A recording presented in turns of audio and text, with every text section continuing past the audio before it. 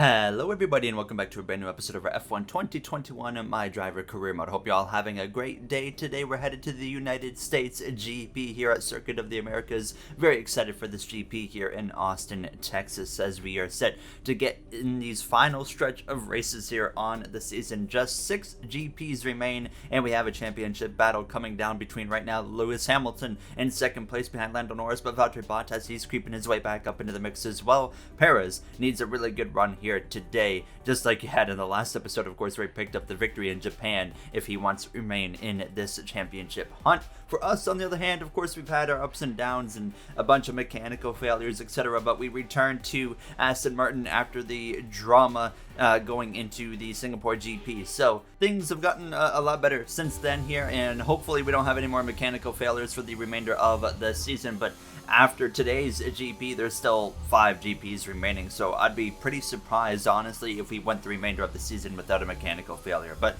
we can hope at least here. Now, as practice went pretty well, I was putting up some good times against what the Delta practice targets were set against myself here. Now, the race strategy went really well, actually. We were basically in the green the whole way through. I was a little bit concerned about the raw pace in this car, though. I didn't feel like we quite had it. Sebastian Vettel was putting up a lot more competitive times than I was able to put up, so we were about to see how that was going to affect us here when we did the qualifying practice program. That's really what I was curious about here. So we would get underway for that qualifying practice program, and well, I was pretty much right on that. We didn't quite have the pace that I was hoping that we would have. We were a couple tenths, 3/10 of a second, nearly 4/10 of a second off of the time Delta, and estimated we're going to qualify P15, so that was a little bit concerning, to say the least. We jumped through into qualifying 1 here now from Circuit of the Americas. Now the sun's starting to set here in Austin, Texas, as we look to get at least into Q3 now, as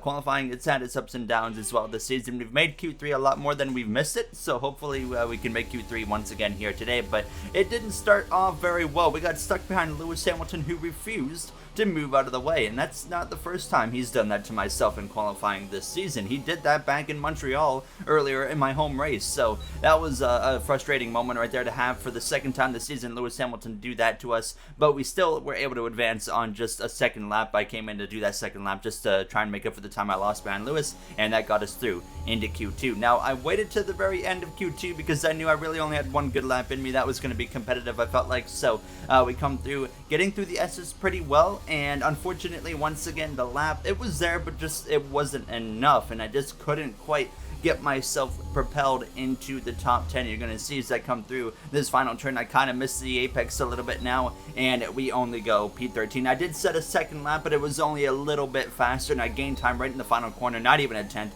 and we miss Q3 here in the Circuit of the Americas. Very unfortunate. Nothing, of course, that we can really do about it now at this point, as Vettel would make it into Q3, but we're going to head to the grid here in what should be a one-stop strategy race here from Circuit of the Americas. Here we are then in one of the fastest growing cities in the United States, the fabulous Austin, in the great state of Texas. The circuit itself 14 miles southeast of the city centre and home to the US Grand Prix since 2012. The latest in a long list of iconic tracks to have that honour. We have 10 turns to the left and 10 to the right here at the fantastic Circuit of the Americas. Overtaking opportunities into turn 1 and 12 at this anti-clockwise 3.6 mile track. And we should see average lap speeds of around 126 miles per hour.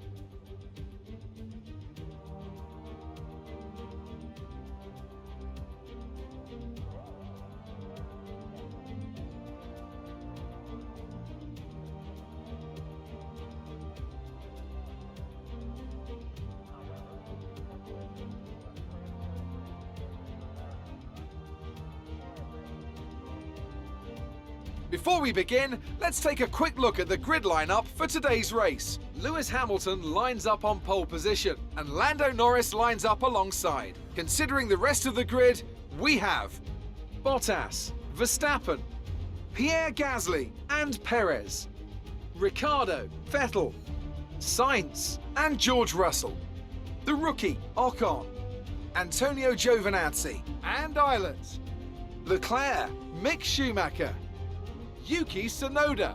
They've taken a grid penalty, and Lance Stroll, Latifi, and Guan Yu Zhou. That's it then, it's time to go racing as we head to trackside for today's race.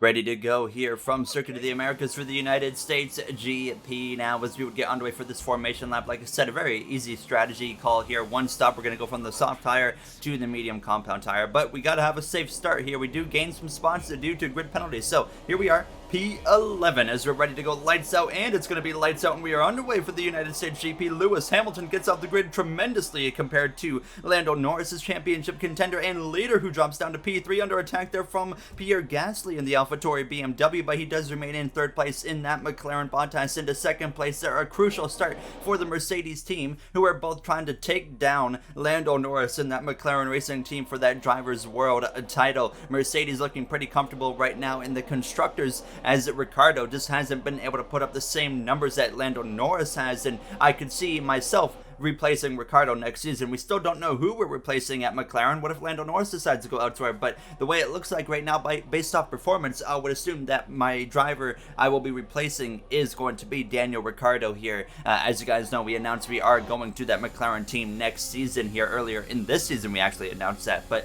Lando Norris, not the start he was looking for as the British driver goes down that long straightaway there. You see Perez side by side with Vettel in the background there, but it's going to be Perez holding off Vettel as I go up the inside of the number 31 there of Esteban Ocon, and now we move up into a now top 10 position. Still not quite sure what the pace is going to be for us here now, as I was a little bit concerned about that and how this is going to show over the whole course of this 28 lap GP, but Carlos Sainz was our next in line to try and run down in that Ferrari here. Clean start for the most part. I believe Lance Stroll actually got into the back of somebody on the opening start, so he picked up some wing damage, but that was really the only notable thing that ended up happening. So we come through to lap 3, DRS enabled now, and we are already over the back of that gearbox on that Ferrari of Carlos Sainz here, but not quite able to lunge down into turn 1. So when you really can't pass here, you pretty much have to wait all the way to the back straightaway when you have that rear wing open there. Sainz with a defensive move, but I'm going to go for the ultra aggressive move up the inside here, down into the heavy braking zone side by side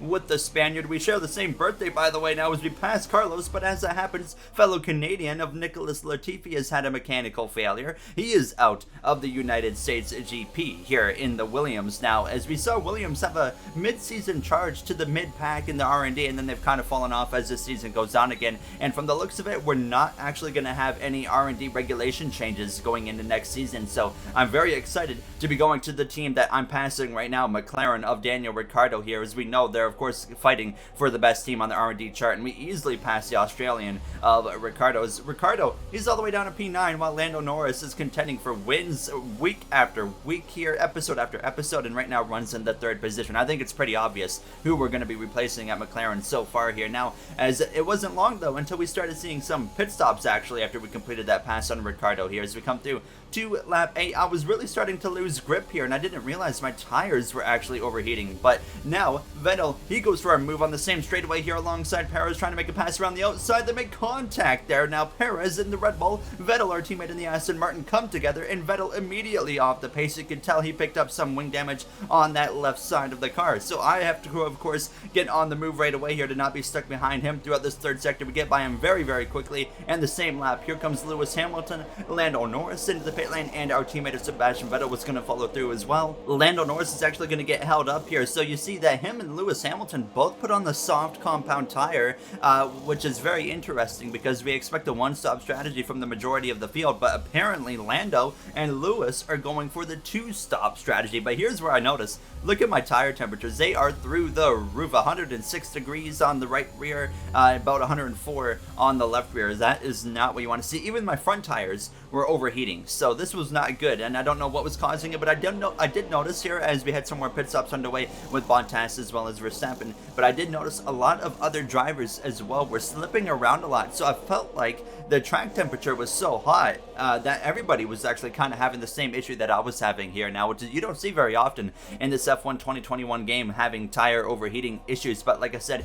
everybody was kind of having the same issue, as it looked like everyone was kind of slipping and sliding around here. Now as Perez, he would come into the pit lane. I'm playing that go long strategy as usual here, as I've been doing that a lot this season. And you can see, yeah, no grip. Jeff mentions, by the way, that we expect grip levels to be falling off by now. Well, thank you, Jeff, for the obvious now. But it wasn't until lap 13 where I would come into the pit lane. Now, unfortunately, by this point, I was only 4 seconds ahead of Lewis Hamilton. So I knew that we weren't looking the greatest here. Now, as we come into the pit lane, usually when we've done this strategy, we've been still good 8, 9, 10 seconds ahead of second place by the time we come into the pit lane. So we were not having that luxury here. Hamilton already gone past. Norris follows through as well. We put on that medium compound tire because we went a little bit longer than everybody else to put on the hard compound. So once again, as usual with the strategy, we can be on the attack with more grip, more speed, while everybody else is going to have less grip and more longevity speed. But hopefully we can make such a difference here in the early laps that we can, of course, be benefiting here in the long run. It wasn't long at all till I'm on the back again of the Australian of Ricciardo, who we passed earlier, but he got us back on the pit cycle. But I'm going to look to the right-hand side there. A bit of a double move it looked like there, but I swing back to the right-hand side,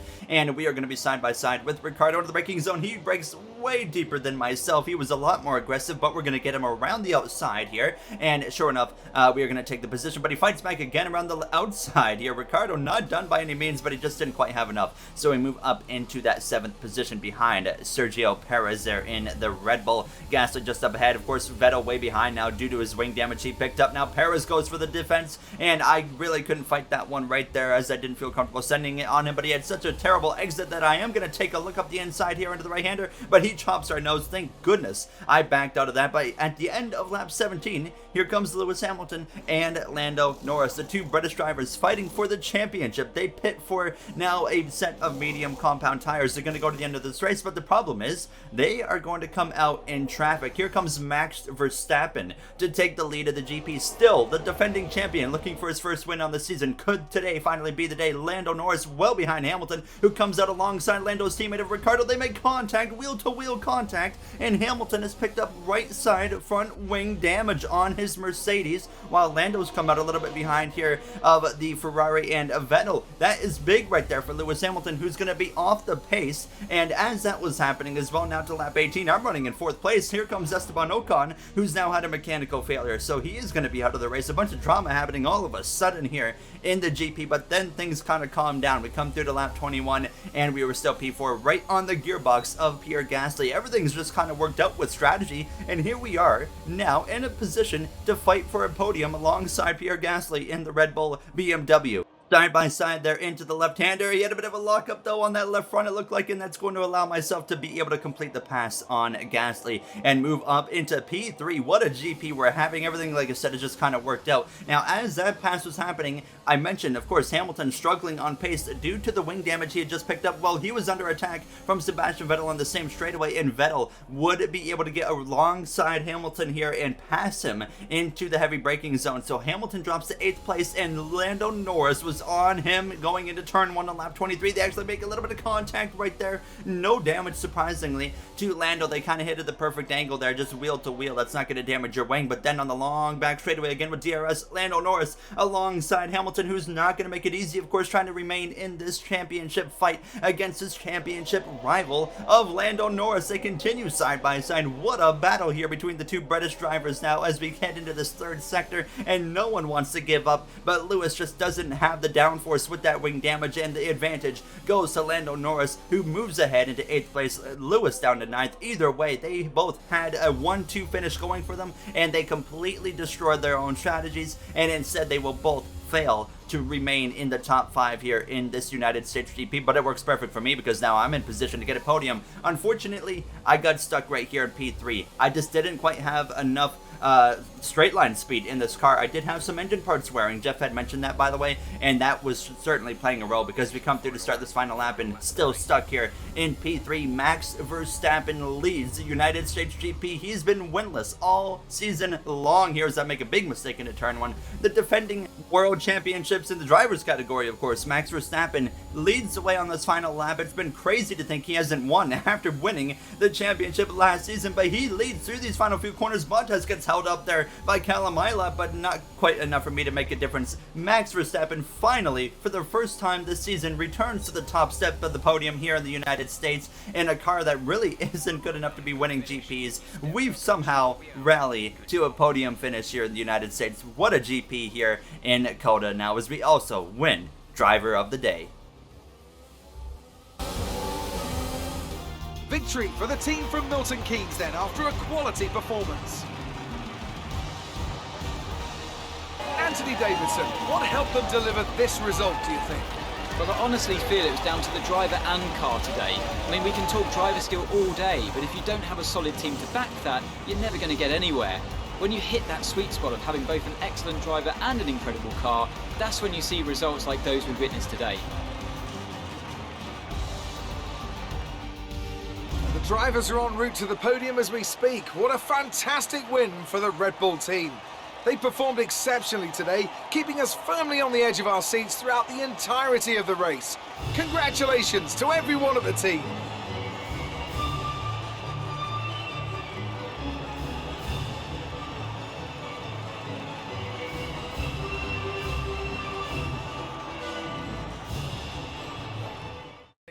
What a GP here in Circuit of the Americas. Verstappen wins, Bottas second, myself third, Gasly in fourth, Sebastian Vettel rebounds to a fifth place finish. What a GP here for everybody. That was kind of, you could say, an underdog. I consider Verstappen an underdog. We actually lose the spot right now in points to Verstappen, unfortunately, but we're closing in a little bit on Sebastian Vettel. There you see Mercedes has a 39-point advantage, but Lando increased his point lead over Hamilton, but lost points to Valtteri Bottas, who's only 20 points out. But the top three drivers right now only separated by 27 points with 5 GPs remaining. Now, unfortunately, we can't make any more upgrades to this Aston Martin because we haven't gotten to Spec 3 in a couple of the departments, and in the 2 departments we have hit Spec 3 in, we've developed everything. So basically, we're stuck here until we hit Spec 3 in other departments, so we can't get the car any better, unfortunately. So that's a little bit frustrating. I believe we might have an upgrade or 2 still on the way, though, but going into the next one, we head to the Mexican GP, then Brazil, Australia, Saudi Arabia,